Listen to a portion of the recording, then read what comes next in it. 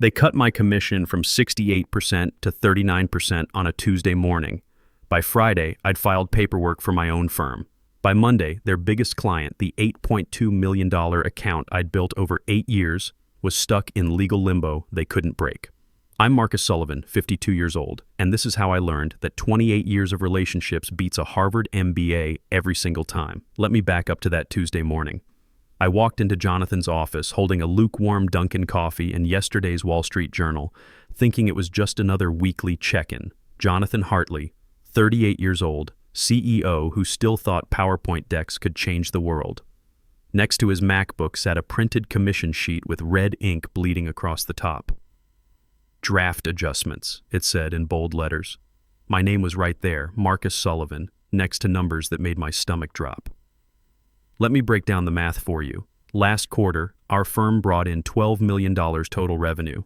My deals? $8.2 million of that? That's 68% of everything we build. The commission pool was $1.2 million for the quarter.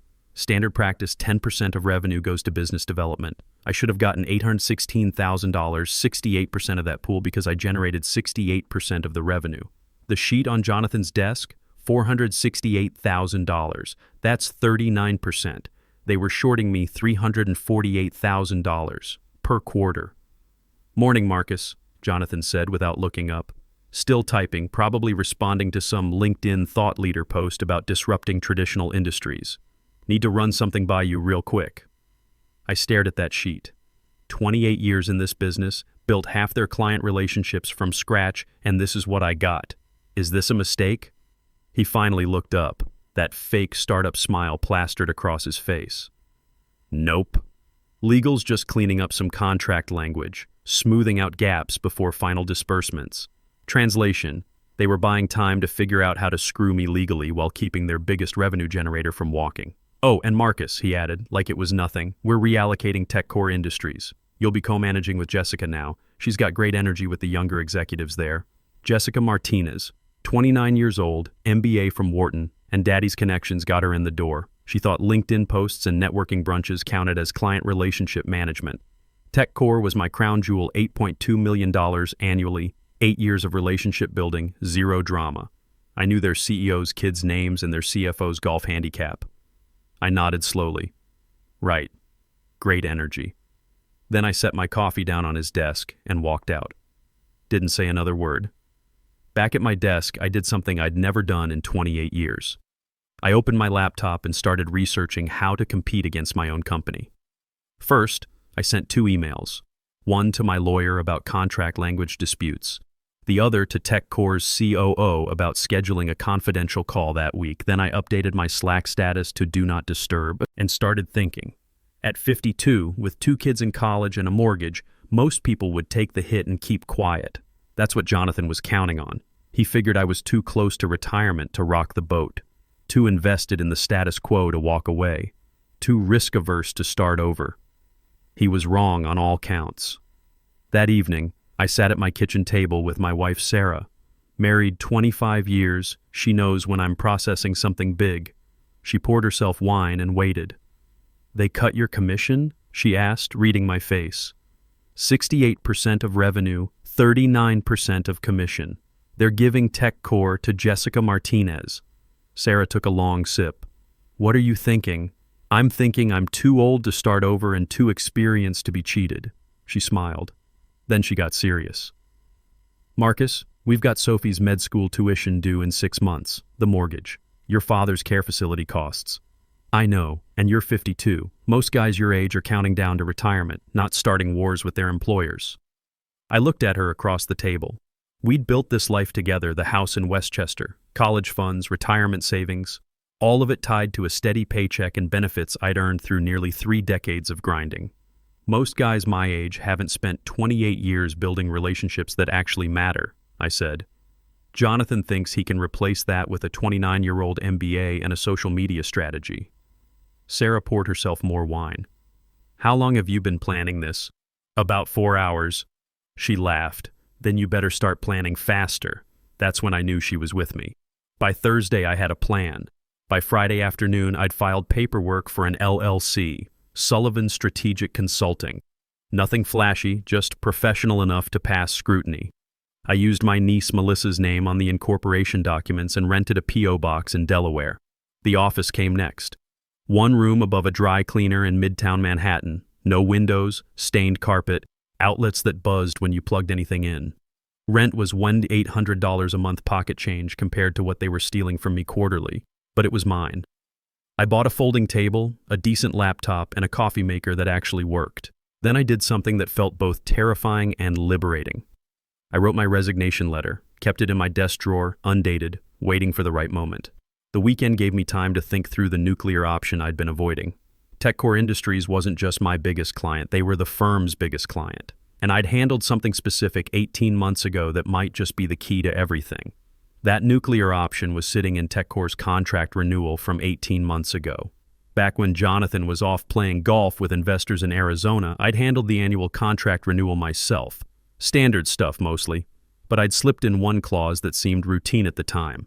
All contract amendments and point of contact changes must be approved in writing by the designated account manager. That designated account manager was me. So when they reassigned TechCore to Jessica, the contract couldn't actually move forward without my written approval or a formal POC change request, which required 90 days notice and client consent.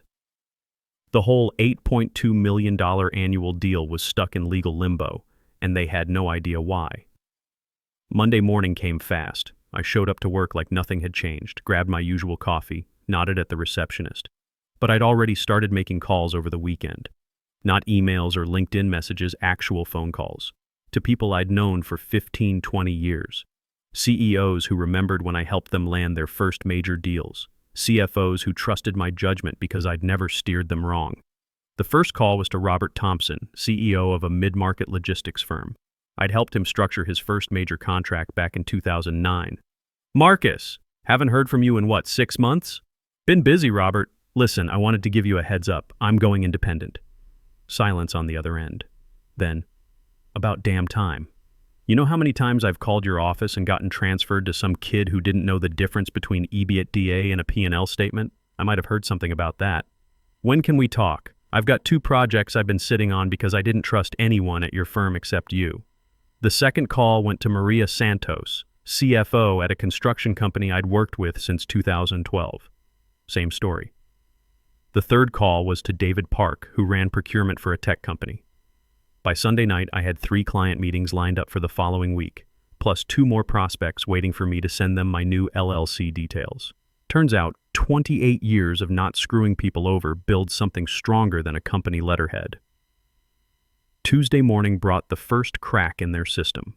I was sitting at my desk, reviewing some proposals, when I heard raised voices from the conference room.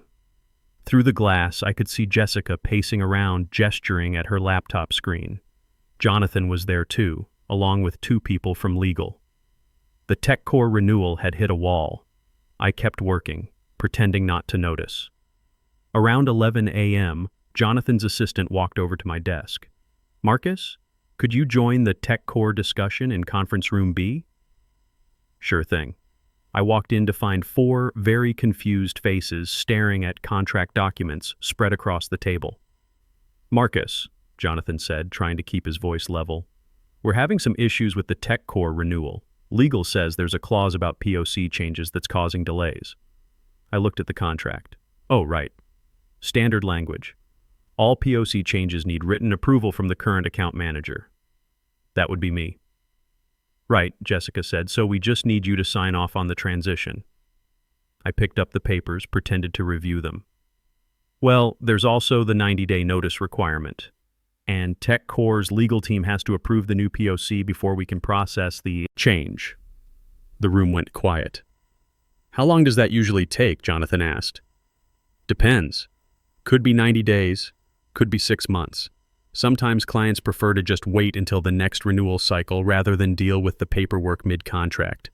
I could practically see the math happening in Jonathan's head. TechCore was worth $8.2 million annually. If the renewal stalled for 6 months, they'd lose millions in Q1 and Q2 revenue. What if we just leave you as the POC for now? Jessica suggested. Just until the paperwork clears?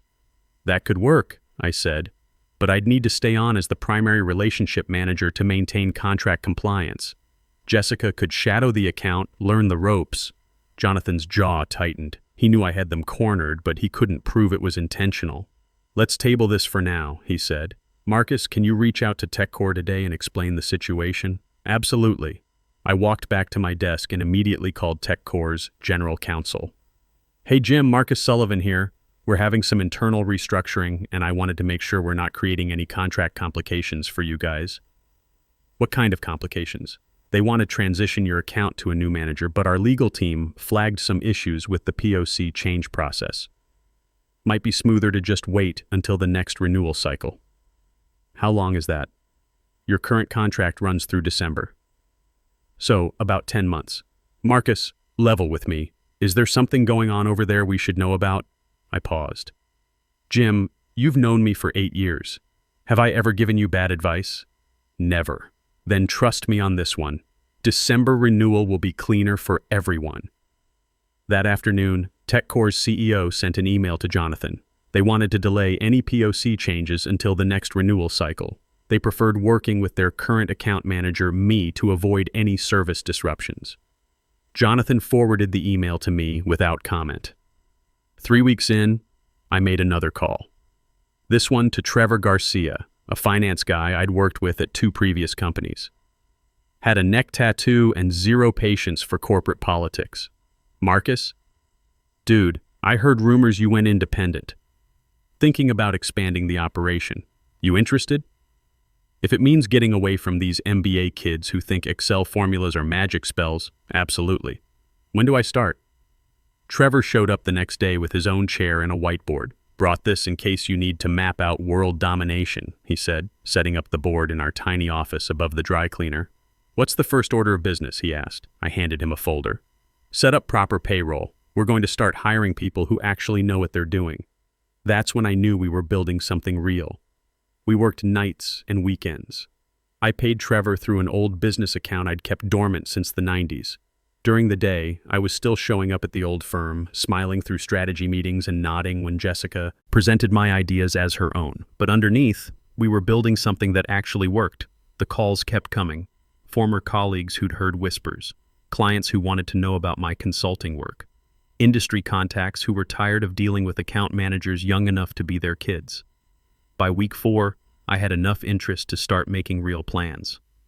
Month 2 brought Mel Patterson, senior data analyst from my old firm, 15 years of experience, tired of being managed by kids who couldn't read a P&L statement properly.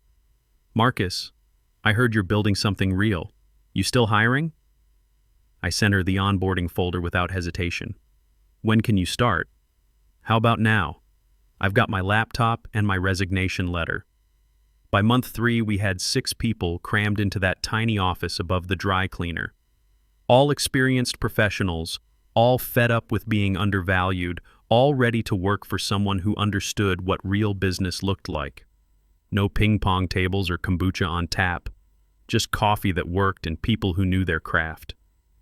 That's when everything exploded at the old firm. Monday morning, 10:15 a.m. I was reviewing client proposals when the mass email hit the entire company. Subject line, Strategic Partnership Update, from TechCore Industries.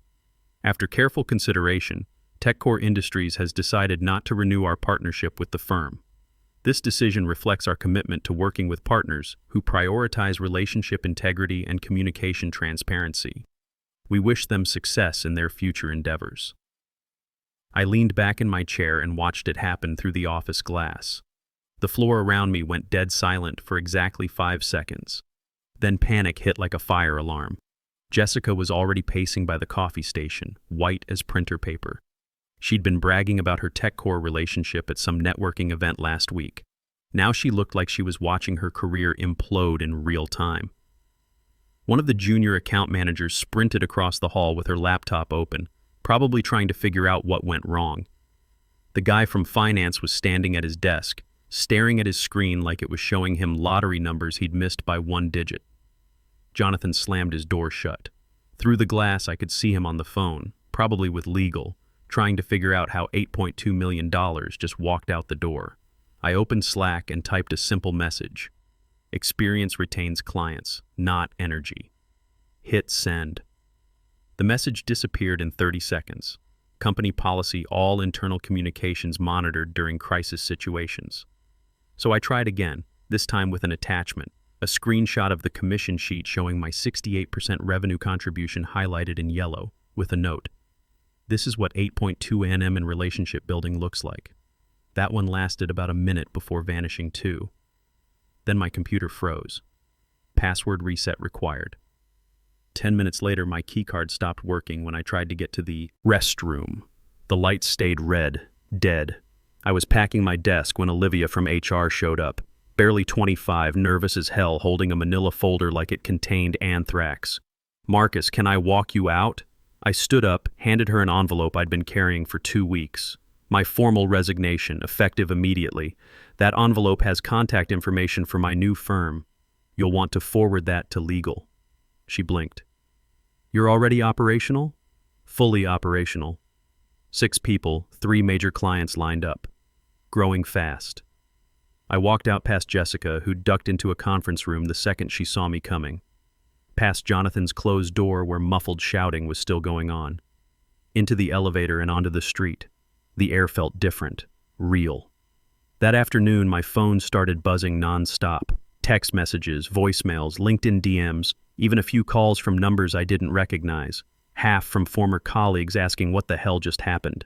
The other half from clients asking if the rumors were true. One message stood out. From TechCore's CEO. "Heard about your transition. We'd love to discuss continuity arrangements. Are you available this week?" By Wednesday, their entire executive team was sitting across from me and Trevor in our cramped office above the dry cleaner. The place still smelled like starch and floor cleaner, but nobody seemed to care. "Marcus, we've worked together for 8 years, their CEO said. "We trust your judgment, not your company's letterhead. What can you do for us going forward?" I handed him a proposal Trevor and I had worked on until 2 a.m. 3-year contract. $13.5 million annually. Same service level you're used to, but with a team that actually answers their phones. They didn't even negotiate the rates. Signed it that Friday. Word spread fast in our industry. By month 4, we had 12 people and a waiting list for new hires. The team was a mix of experienced professionals who'd been pushed aside by younger management and hungry mid-career people who wanted to work somewhere that respected competence over connections. Trevor brought in real coffee one morning. Not the office swill, but 7A cup stuff from that place on 43rd Street. "What's the occasion?" Mel asked. "We just crossed 500K in quarterly revenue," Trevor said. "Marcus doesn't celebrate, so I'm doing it for him." I looked at the numbers. He was right. 4 months in, tiny office above a dry cleaner, and we'd already built something that was outperforming half the boutique firms in the city. "You know what our margin is on that?" I asked. Trevor grinned. 73%. Your old firm was running 31% last quarter. That's when I realized we weren't just building a company. We were building something that actually worked. But I wasn't done with the old firm yet. The Industry Leadership Forum was coming up in 6 weeks. Big annual conference where all the major firms showed off their latest innovations and thought leadership. The old company had booked the same corner booth they'd used for 5 years, prime real estate right by the main entrance. Except this year, I'd bought the rights to that exact spot. I'd used the LLC, run it through a vendor I'd worked with before, and secured it 3 months in advance. They probably assumed it was on auto-renewal, just like everything else they took for granted. It wasn't. Friday morning, conference day. I showed up early wearing my best Navy suit and no name tag. Our booth was already set up by the display company I'd hired. Clean lines, professional signage, and one simple message across the top. 30 years of relationships can't be disrupted. No QR codes, no tech demos, no branded stress balls, just a table with information about what real revenue sharing looked like and mock commission statements showing how we treated our people. Trevor was setting up our materials when the first attendees started filtering in. These weren't 25-year-old startup founders looking for the next big disruption. This was an industry conference, people with gray hair and mortgages who understood the difference between trends and fundamentals. "You ready for this?" Trevor asked. I watched the old firm's team walking across the lobby. Jonathan in his startup casual blazer, Jessica in her networking outfit, and Brandon trailing behind looking like he'd rather be anywhere else. They were smiling and chatting until they saw our booth. Jonathan stopped walking completely, just stared for a full 10 seconds, processing what he was looking at. His smile didn't fade, it collapsed, like someone had cut the strings holding it up. Then his eyes found me, standing off to the side, shaking hands with a potential client. His face went pale. Not angry pale, defeated pale. Like a man realizing he'd underestimated the wrong person at exactly the wrong time. I walked over to Jonathan, picked up one of our information packets from the table, and handed it to him without saying a word. He took it like it was radioactive evidence in a criminal case. The photographer from Industry Weekly happened to be walking by and caught the exact moment a young CEO in startup casual holding a document that showed how real firms treat their talent. "Interesting booth location," Jonathan said, trying to keep his voice steady. "Prime real estate," I replied. "Amazing what becomes available when you plan ahead." Jessica was hanging back, pretending to check her phone, but I could see her trying to read our materials from 10 feet away. Brandon had already disappeared, probably to find a coffee stand where he could hide until this was over. The booth worked exactly like I'd hoped. Senior executives stopped, studied our materials, and asked thoughtful questions. These weren't kids looking for the next disruptive platform. These were people who understood that business relationships take decades to build and seconds to destroy. By noon, that photo was on LinkedIn. No caption necessary, just the image of disruption meeting experience and experience winning. Within 24 hours, it was everywhere. Industry forums picked it up. Twitter turned it into a conversation about ageism in consulting. Even Reddit found it, and none of us had posted anything. The old firm tried to respond with a statement about maintaining professional standards and fostering innovation. It backfired completely. People just shared the photo with comments like, "This is why experience matters." And finally, someone called out the youth worship. But the real fireworks came 2 days later. I got an email from an address I didn't recognize. No subject line, just a Dropbox link and a message. "Thought you should see this." Inside was a folder labeled Project Phoenix. 47 documents, all internal strategy memos from my old firm. Meeting notes, talking points, escalation timelines, everything centered around discrediting me professionally after they realized I'd left with TechCore. They had scripts to feed industry reporters, client call logs marked with reputation management tags, even a draft social media campaign about my inability to adapt to modern business practices. Under risk assessment, someone had written, "Strengths client trust, strategic thinking, anticipates moves 23 steps ahead. Weaknesses overconfident in traditional methods. Threats more influential than initially calculated. Age may work against him in recruiting younger talent." I forwarded the files to my team. Trevor's response came back in 30 seconds. Holy shit. They documented their entire character assassination plan. Mel just sent a gif of a dumpster fire spinning in slow motion. Instead of posting everything immediately, we did what experienced professionals do. We used our networks. Quiet conversations with industry contacts. Discreet mentions to journalist friends who'd covered workplace issues before. A week later, the Wall Street Journal ran a feature story. The Gray Ceiling, How Age Bias Costs Companies Their Best Talent.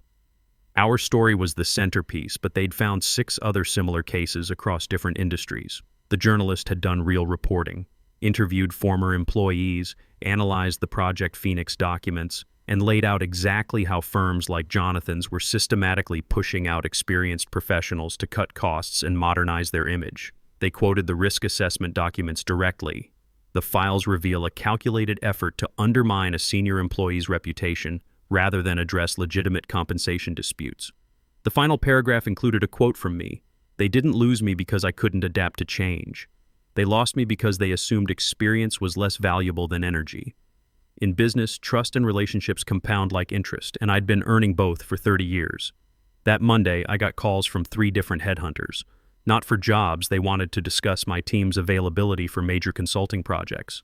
Tuesday brought a contract offer from a Fortune 500 company that had read the journal piece. Full corporate restructuring project, 18-month timeline, $3.2 million budget. They specifically requested senior-level strategic guidance from professionals with proven track records. Wednesday, the settlement check arrived. No note, no explanation, just a bank draft from my old firm's legal department. $348,000 in back commission plus contract penalties. They'd calculated it down to the penny exactly what they'd shorted me over the past year. I stared at that check for a long time. That money was supposed to be my daughter's medical school fund. Sophie's tuition, our security, the nest egg Sarah and I had been building for 25 years. Then I made a decision that surprised even me. I split it evenly among my entire team as a bonus, 19,333s each for 18 people. Didn't tell them where it came from until after the deposits cleared. Mel messaged me at 9 p.m. Marcus, there's 19,333s in my account. What is this? Year-end bonus. You earned it.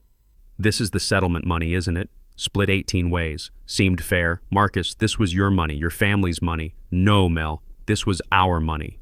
We built this together. That's what real leadership looks like. You don't hoard the win, you share it. With what was left over, I did something symbolic. Bought the old conference table from my former firm's office liquidation sale. Heavy oak slab, scarred from years of broken promises and fake strategy sessions. We had it refinished completely, sanded away all the damage, gave it a perfect gloss, and set it up in our new conference room. Then, underneath where nobody could see it, I carved 6 words with my pocket knife. He remembered everything. So did we. Today, 8 months later, we're 18 people, 9 major clients, 2-year waiting list for new projects, no ping pong tables, no kombucha, no bullshit about disrupting industries, just experienced professionals who got tired of being undervalued by kids who think an MBA equals wisdom. That conference booth photo still gets shared every few months, usually with captions like experience versus energy or why you don't mess with 30 years of relationships. I keep a copy on my desk, not as a trophy but as a reminder. At 52, I learned something important. You're never too old to start over when you've got 3 decades of relationships backing you up. And you're definitely never too experienced to teach young executives that disruption works both ways. My old firm? They're still around, but barely. Lost 3 more major clients after the Journal article. Half their senior staff left for competitors. Jonathan's LinkedIn shows he's exploring new opportunities in strategic leadership. Translation, he's unemployed. Jessica landed at a startup that folded 6 months later. Brandon went back to business school. But here's the thing, I don't think about them much anymore. Revenge was never the point. Building something real was. We've got a new office now. Windows, carpet that doesn't smell like industrial chemicals. Conference rooms that fit more than 6 people. But we kept the original folding table from above the dry cleaner. It sits in my office as a reminder of where we started. The moral of this story? Trust compounds over time. Relationships compound over time. Reputation compounds over time.